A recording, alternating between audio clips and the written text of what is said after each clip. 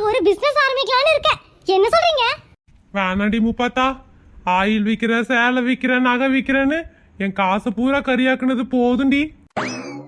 அட அதெல்லாம் இல்லைங்க மாமா, சொந்தமா ஒரு போலீஸ் ஸ்டேஷன் ஆரம்பிச்சா என்ன? போலீஸ் ஸ்டேஷனா? என்ன பைத்தியங்கத்தையும் முடிச்சிருச்சா உனக்கு? மாமா, ஊருக்குள்ள கவர்மெண்ட் ஸ்கூல் இருக்கு, பிரைவேட் ஸ்கூல் இருக்கு. கவர்மெண்ட் பஸ் ஓடுது, பிரைவேட் பஸ் ஓடுது.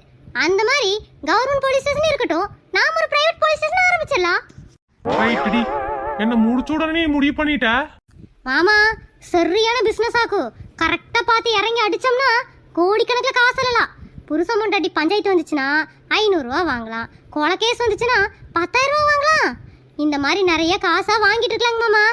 என்னடி சொல்லிட்டு இருக்க?